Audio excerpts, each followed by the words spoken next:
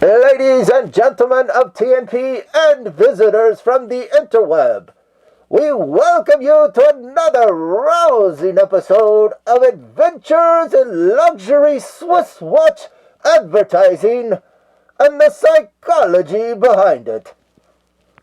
Okay, it's the first episode in Adventures in Luxury Swiss Watch Advertising, but we'll still cover the psychology, and along the way, a super value, super awesome watch, the fossil Nate Chronograph. Intro complete. Thank you, Mr. Announcer Man from 1931. Thank you, really appreciate the visit. It's a feature-length WRV, yes, on the fossil Nate Chronos. I think you will love these watches. I have shown them a couple times in other WRVs. I have a lot to say. Please pay attention, because this is a value argument that I will make throughout this video, and I am correct. Sorry, it is irrefutable. It is an airtight case. No one can refute it on facts and evidence, only on terms of opinion. And that's okay. Evaluations of second cool, that's okay. But in terms of first cool and what you're getting for these watches, unfreaking believable. First up, as promised, like the Mr. Announcer Man said, we're going to look at a couple advertisements in Swiss watch advertising. If it's popular, I may bring back this segment in my WRVs. Are you ready? And yes, we will discuss a little of the psychology behind them. Here we go with a Breitling boutique ad.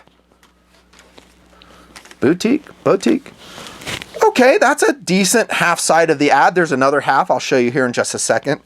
Breitling is a good brand. I think they make some really good looking watches. Swiss watch brand. They are expensive, of course. Sometimes uber expensive, but I don't think they're like in the stratosphere. Some Breitlings are actually a couple thou, I think, which in the terms of a lot of real watch enthusiasts is a bargain. So we see two very established actors wearing the Breitling product. The message being sent is, if you want to be old school cool, you will wear the Breitling product. For a long time, the Swiss watch industry has used celebrities. They continue to do so, not just Breitling, a lot of brands do. And that's how they establish what I think is a somewhat astronomical and ridiculous value formula. When you're charging, and I'm not talking just specifically about Breitling, but let's just say $7 grand for a watch. Much of that cost is going into guess where? Paying these guys to promote and establish that sense of mystery, that sense of coolness in the brand.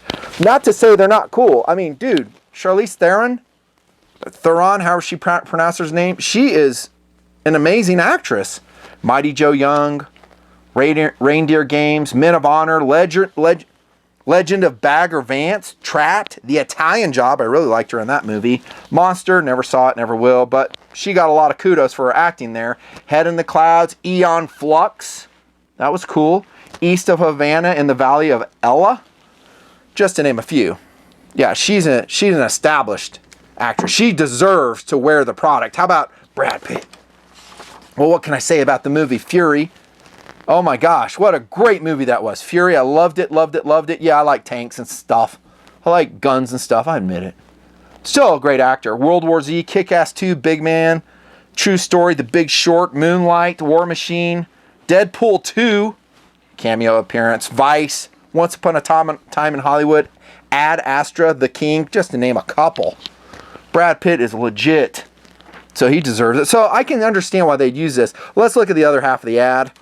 Let's see, we got Charlize Theron, Brad Pitt. Yeah, they're pretty cool. And then we go to the other side. What? This is the same advertisement. I'm like, what the hell? Adam Driver? He's in the same frame as Brad Pitt and Charlize Theron? No, where's my cone? Oh, hell no. That's what I say on that. What in the world is going... Let me think of the movies he's been in. some space flick or something. Oh yeah, the Star Wars movies. Wah, wah. No, I didn't like him. Sorry, I didn't. I don't think he was well cast in that. I think he acts well. I don't know. That's is what it is, but he doesn't have a long established record like these two of superb movies over a span of years. Why is he in this ad? Here we go with psychology. About time. We were waiting for the psychology aspect. Okay, here it is. He's in here because they are trying to attract the new school buyer. If you ask me, the Swiss watch industry is a lot of smoke and mirrors. They are trying to establish value in the minds of the purchasers. They do that with an aura, with a sense of mystery, with a sense of adventure, and they use celebrities to do so. Old school, new school. This dude is designed to attract the new purchaser.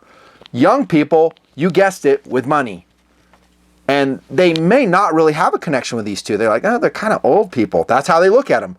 With Driver, they go, oh yeah, that dude, I saw him. I like him. Oh, he's a Breitling guy? I like Breitling. I really like this chronometer. I want to be cool like him. I'm going to go and pony up whatever, the $6,000 to buy that watch.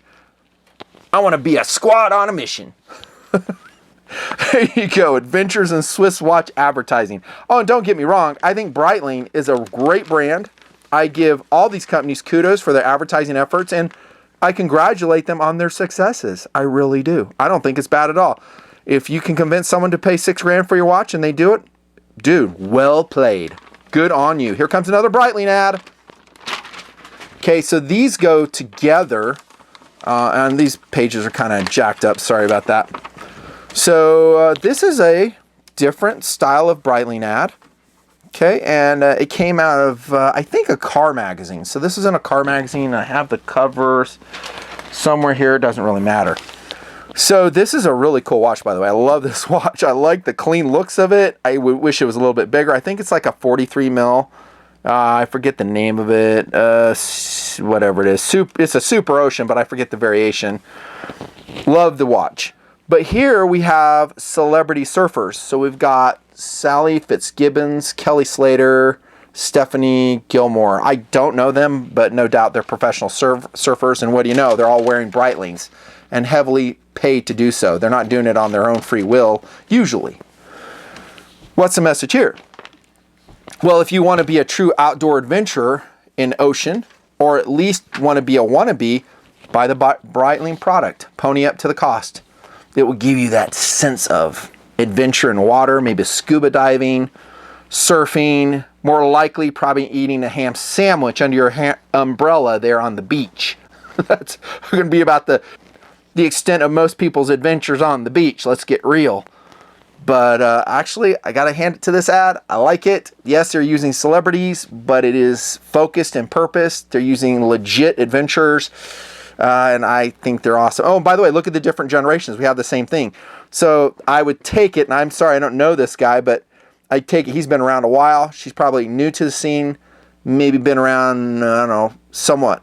But they're trying to appeal to a broad range of age groups. Adventures in Swiss watch advertising. Couple more. Do you like it? Nut Fancy, I love this segment. Keep going. Okay, here we go. Here's a Squally ad. This is a beautiful watch. I actually like this watch a lot. The only thing I can really say against it is that it is too small. It has a small face syndrome going on here. But I love the orange hand. I like the colorations. I like the bezel. And I like the advertisement. It's simple, clean, and it conveys a simple message. The professional dive watch. So this is a company that kind of knows who they are. They don't feel like they need, at least in this advertisement, to have a celebrity. They're pimping their product. They're letting the product just speak for itself, and I think it does. And from what I know about Squally, I'm not the expert, but they are not overly expensive. So they are a Swiss watch, but you're getting a lot for your money in terms of Swiss watches, is what true watch experts will say. I like that ad. I like the watch too. I like this one too. So this is Hungan's, if I'm saying it right. This is a Bauhaus watch. Love that watch, actually. I freaking love that. Look how clean that is. No celebrities. But look at the layout of the advertisement. You don't see any celebrities in it. You just see geometric patterns. You see a lot of white space here. Why is the white space here? Talking about the psychology, you guys are going to dig this a lot. The white space is here because it wants to look uncluttered, much like the watch. This style of watch appeals to a busy professional that has a lot of shit going on in his life, and he wants to declutter and simplify some facet of his life. He wants to just slow things down. He wants to declutter. Maybe he's a CEO, maybe he's a lawyer, maybe he's a doctor, and believe it or not, a timepiece is a way to do that. That he can look at his wrist and notice how the wrist, just like the ad, is very uncluttered. It's clean. There's a lot of air in it. There's a lot of white space in it. I actually love this watch. I think it's going to be also too small, probably on the order of, I would say 38 to 40 millimeters. Expensive, but perfectly executed. Chronometer, it's fantastic. But that's a psychology, I say, behind this watch. And the whole Bauhaus, if I'm saying that right, aesthetic appeals to that. The decluttered, clean, simple, time-proven, elegant. Interesting, huh? Keep going, Nuttin. Keep going. Keep going. Okay, one more. And then I gotta start talking about this freaking fossil, Nate. This is a Ulysse Nardin. If I'm saying that right, Ulysse Nardin. I don't know if I am or not. What the heck is going on here? We got a freaking shark, I think, flying over New York City. We've got their executive collection watch for apparently $17,500 sitting on, oh, what do you know? White space again. What's the white space for? To declutter your life and yet still be special. Huh, you didn't know that stuff, did you? And then we have a shark floating in the air. Now, last time I went to New York City, I looked up and I didn't see no shark floating up there. I don't know, not even a parade shark, not even an inflatable shark. I didn't. What I saw was a bunch of pollution, maybe a helicopter or two. The message here is ethereal. That Ulysse Nardin, if I'm saying that right, they are an ocean watch, okay? Like many. I mean, I think Breitling kind of harkens back to that too. And so they like the water, and notice there's water in the background. See the water? They haven't forgot that. Last time I checked, great white sharks swim in water. They're telling you it is an ocean adventurer's watch, but it is special. And not only is it suited for the ocean, it is suited for your busy urban environment when you want to have something that stands apart. Ooh, that is interesting, Nuttin. That's what this ad is saying, because it's kind of abstract. It's ethereal. A shark floating over a city. It's combining the elements of urban and ocean, and it's featuring prominently, wisely I might add, the watch itself, which is a piece of wrist art, no doubt, super expensive, but special, and people who have millions of dollars, a $17,500 watch ain't no thing. It ain't nothing. That's like buying a loaf of bread for them. And so they're trying to attract those buyers, and I think this is actually a well-done advertisement. So golf clap for UN. This UN, Ulysse Nardin. Ulysse Nardin, maybe that's how you say it. All right, all right. Woo, that was fun, Nuttin. Do it again, do it again. Okay, I will, but we got to get on with this WRV. We're almost 14 minutes, and I haven't even started talking about these watches. Oh my gosh, what do? Do I break it out into its own video? No, I press on. I told you to pay attention to this WRV for the fun of reviewing the ads and also teaching you guys about value and what it's about and who it's attracting. Just what we went through did that, I think. Just by listening to what I said, you're going to be armed to be able to decipher advertisements for expensive luxury watches. But here's the dealio. Most of that is fluff. It's a bunch of, crap.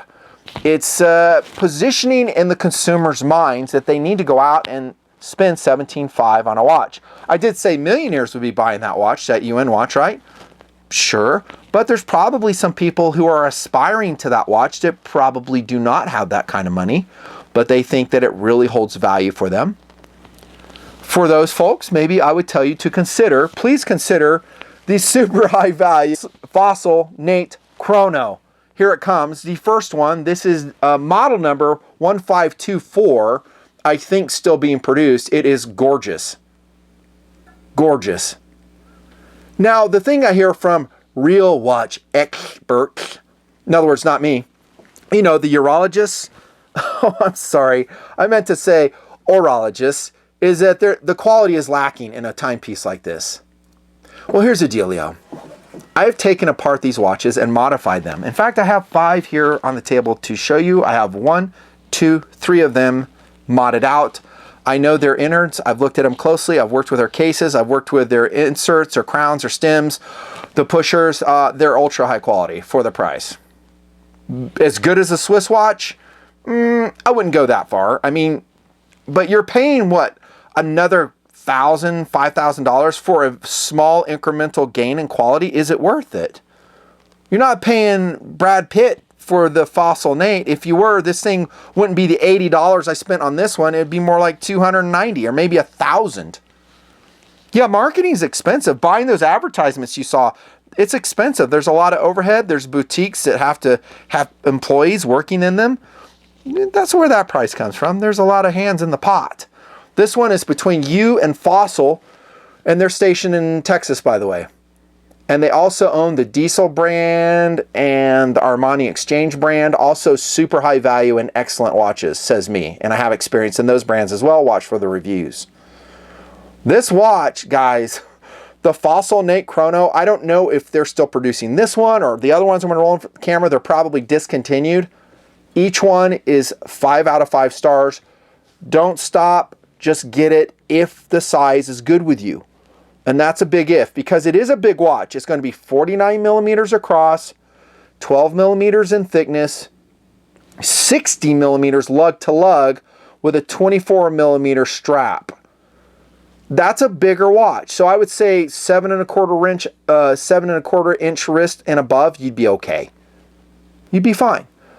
6.5, I just don't know if you guys can rock this. I have a smaller option and others in my other WRVs that I've shown you, but I have another Fossil Nate that's smaller that is fantastic, and it's like a 44 millimeter, much more portable, size efficient. But for me, I like the size. Some of my criticisms on the true Swiss luxury brands is they're just too dang small. And apparently that's coming back into vogue. I push against it. I don't like it.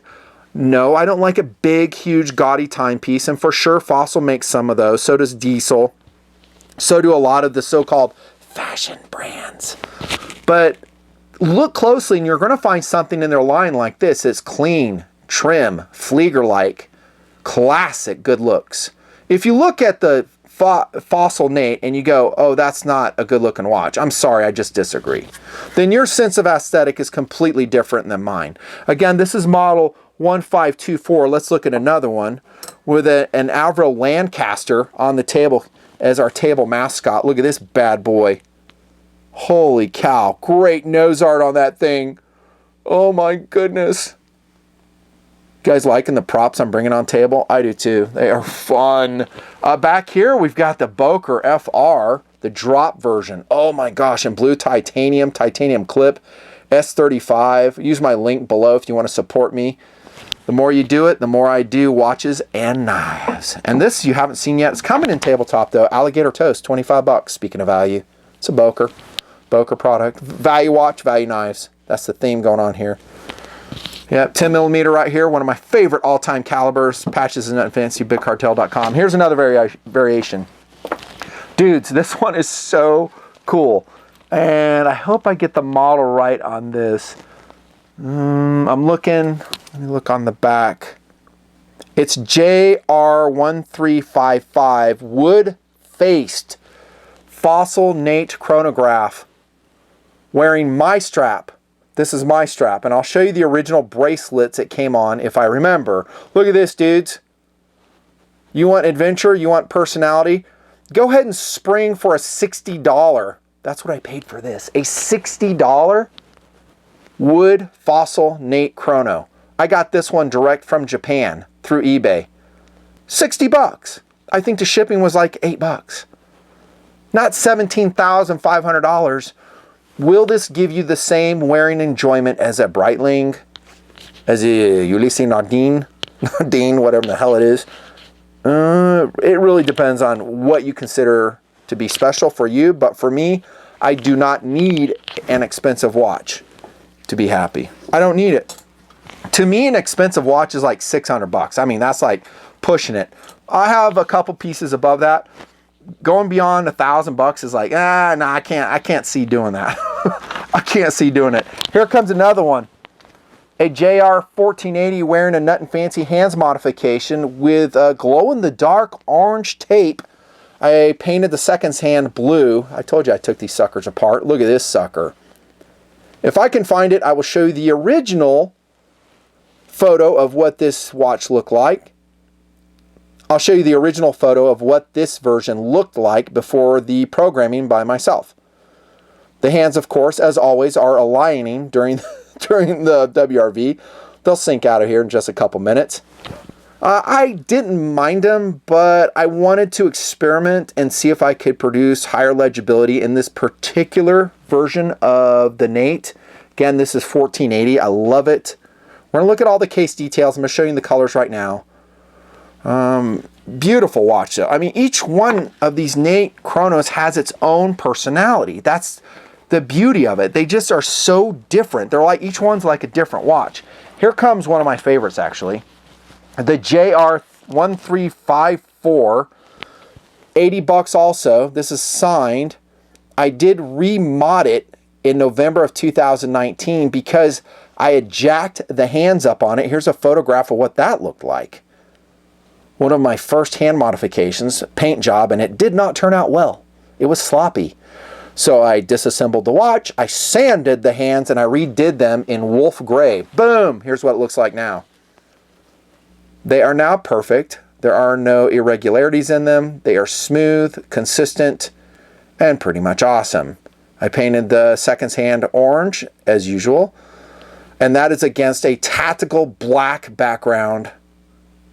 Really, really cool, man. Oh my gosh. Okay, one more. By the way, these are not all mine. Some of them are my boys because they love this one too. So here comes Last Suspects. He got this one. This is in Sunburst Gray. I did a hands mod on this. Now it's wearing orange hands and a yellow seconds hand just because I wanted to try it. He wanted me to mod it for him. JR 1437. Again, I don't know if it's available. Sunburst Gray dial, and then we've got Arabic numerals that have been machined just like some Hamilton watches that I've seen. Oh, wait, maybe like the Hamilton I'm wearing now, number 6471, the khaki field 46 millimeter with a hands mod on it. I bought this one used. Oh, look, it has the same exact style of raised Arabic numerals that have been machined off, so they are somewhat shiny. I don't mind it in this piece. This is a great watch, automatic, Hamilton automatic movement. These are all quartz, although they do make automatic versions of the Nate. Look around. It's got the same dynamic. This one was, I wouldn't say outrageously expensive, but a lot more than these. This one, I think Last Suspect spent $45 on it. This is his strap on it. It's not the stock strap. All right, let's look at the face details, shall we? Sadly, in these watches, we do see what? The Bell & Ross font again.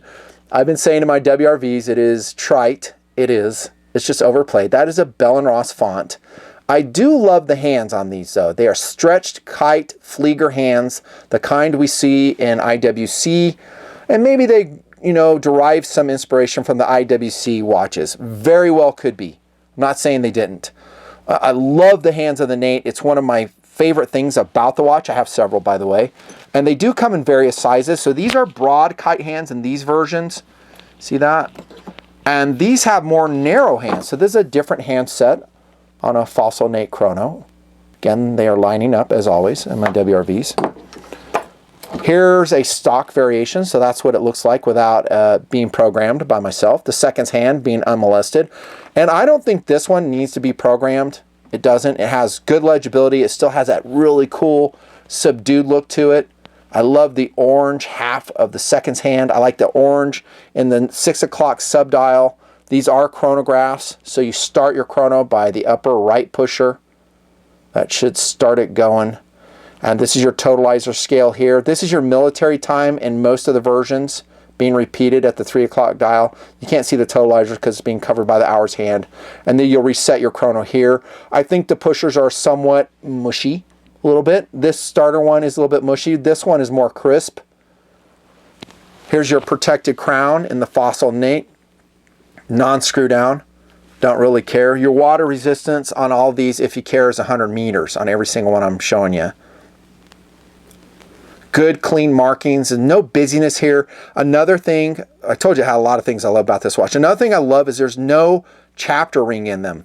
The slanted portion inside the case, it takes up case space. No, it's a wide effective face on these. So it's a 49 millimeters across on the Nates. Awesome. And you get a wide effective face. So this is a very clean, legible, easy to grab the time off of face in most of the variations. They do or did have some tinted variations of it, like a blue tint version, and they had some anti-dig combinations of the Fossil. I actually had one I bought off eBay for like 40 bucks and I ruined it programming it. And it had like a tinted blue screen. It was when I was learning to program and I destroyed it. So I took some parts off of it and then I threw it in the garbage. So I don't have that to show you. Unless I took some photos, I don't think I did. Love it. Look at this one. So it has a registration to the 15-minute mark in red. Each one has its own personality. There's a sub dial, clicking away your chronograph timing here. And let's look at this version right here. Now, I'm not going to say my coloration on this is the best. I've done so many orange seconds hands. I just want to do something different. That's why I went with yellow. I could have done white. That would have been fine. I forget what color it was initially. I think it kind of blended in. So it was like black or gray. Maybe I have a photo of it. So I may change it, and I can change all these. These are actually just taped, so I could actually peel the tape off and restore this to complete stock form if I wanted to. Okay, we have the shiny numbers here. We saw that again. One thing I want to show you about these Nates that is so cool. They are chronographs. They are functional. I think they work just fine. The alignment on the subdials may not be totally perfect on some of your variations. I think on one of them I bumped the number. Like on this one right here, the 6, it's not totally aligned and I don't really care, and I'm not going to take it apart to just bump that to the 12 o'clock position. I usually don't use a chronograph function. I'm going to use it on my Apple Watch. But look that it has a bezel on it. Oh, dude. And it's thin. And it's 120 click unidirectional. Take that, Breitling. Breitlings are great. Don't get me wrong. They're great. They're just expensive in height. Look at that, dude. Now, in this one, and a lot of them, I drill the 12 o'clock and I put like a little dab of bright fingernail polish in it because there usually is no marking on it. Remember the cost. This is a value watch. It's like this one. It's completely stock. I haven't drilled this one yet, so it's like that. So the disadvantage of that is that it just blends in and you don't know where your 12 o'clock position is and then you're wasting time trying to find it. So is that really effective for running a timer? Assuming you're not using a chronograph feature. No. So here I just put a little 12, a little pip in there. This one has it too. And then when you want to run a timer, this I can see, right? So I can, look how tight that bezel is right there, dudes. Look. I can run a timer on that and I can just glance down without trying to read this little subdial down here. I go, oh, I've had 20 minutes elapse or whatever on the bezel. I love bezel timers. I use them all the time. You might too. Look at the date in this variation. It's in positive display. It's fairly legible. There's your Fossil marking, nice and clean. I actually like the name Fossil. It kind of denotes high quality. Although in the true urologist perspective, they're crap watches. I would never buy a Fossil. It's just fashion watch. You don't know what you're talking about. For instance, when I take these apart, they have Epson VR32 Alpha quartz chronograph movements, and they have the very welcome plastic retainer ring, which I prefer. What do I mean by that? Well, when you take off the screw back case on a Nate Fossil, here's one right here. They have shallow kind of indentations. I wish the indentations were deeper. I have actually milled them deeper with a Dremel. But you take it off, there's different ways they can anchor the chronograph movement. One way that the Swiss use all the time is little tiny metal tabs and little tiny screws that are tedious to take out, easy to lose. I don't like them.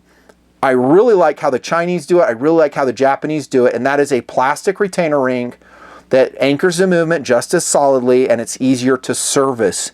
So if I want to take it out and do a hands modification on it, easy breezy, can do it. And it's durable. It's easy to swap out the battery in it. The battery that these run off of is a 371. It'll give you kind of a downside, about a year to only a year and a half of of use and then you're going to have to replace it. Yeah, it's not a great runtime that I have found. I found the accuracy to be superb. Maybe per month, I don't know, 10 seconds fast, 20 seconds fast, depending on which Nate you get. Look at the wood version on this. So we have negative date on this. We got the sub-dial on here. We'll start a chronograph timer. You see it starting to run. I love the orange seconds hand on that one. This is a different strap I put on this one. This is one I just got. It's a 24 millimeter padded wax stitched strap. And I guess we'll morph into that super quick. Here's the bracelets that came off these fossils. I don't generally like metal bracelets. I don't have any problems with these. They are folded links. They're not solid, I think.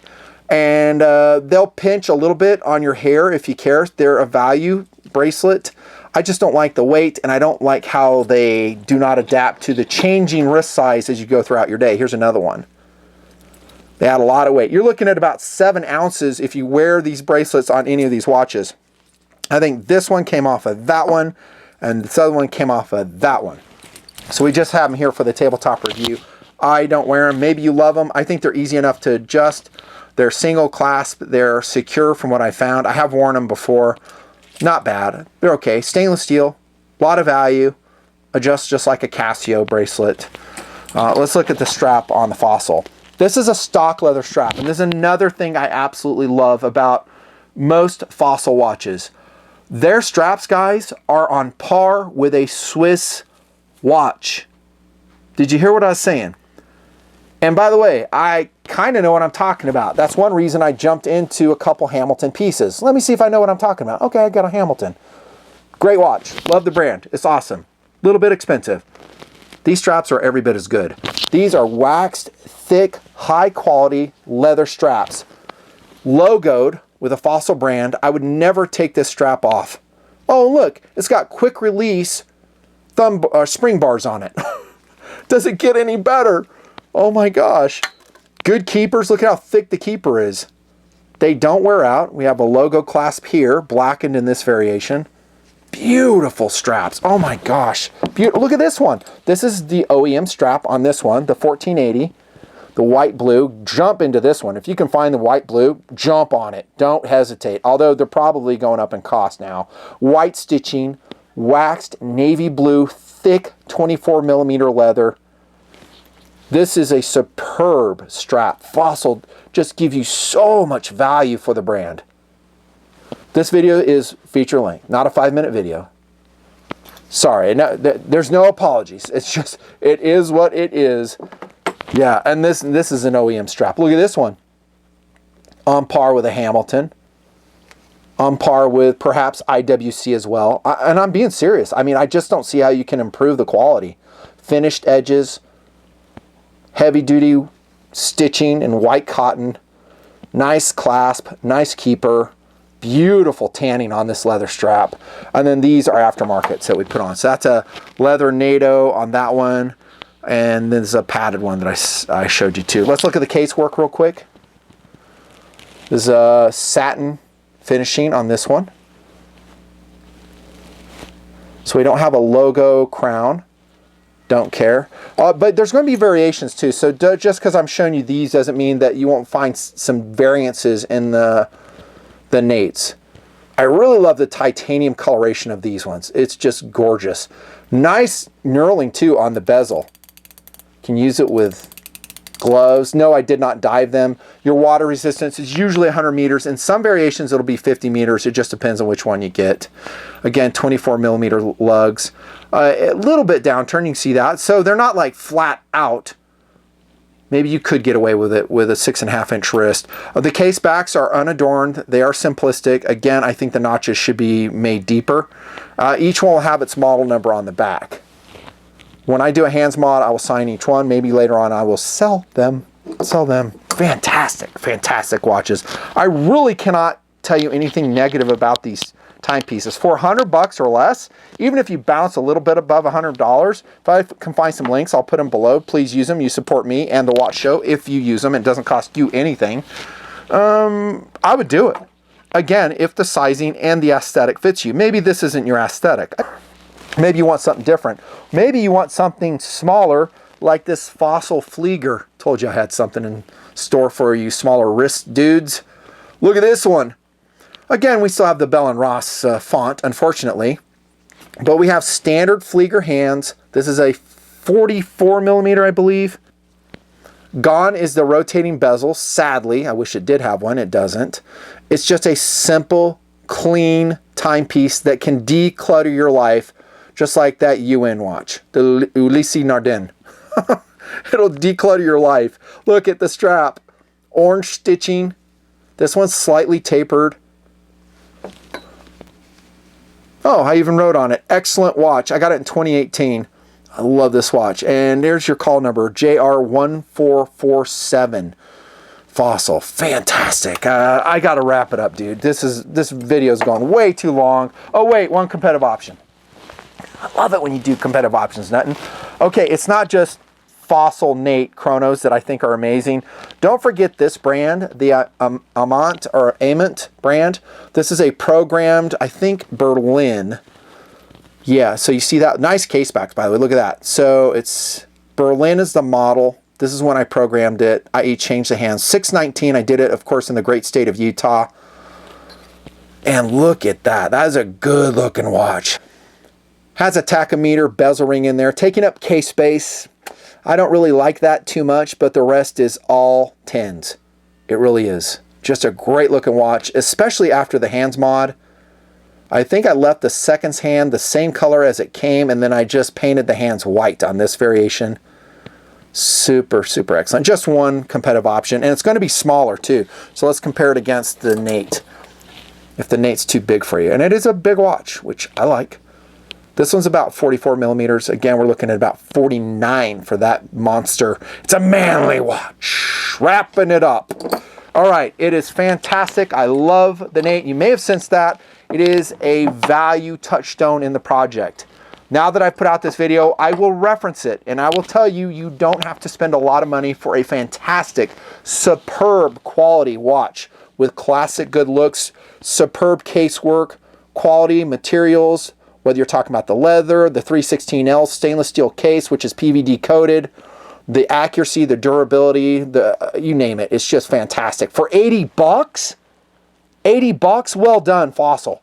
Well done. I mean, I love this watch. No, not every watch they make is even good looking, but the Nate is fantastic. Signing off, Lieutenant Colonel Nutnfancy. Come see me again real soon.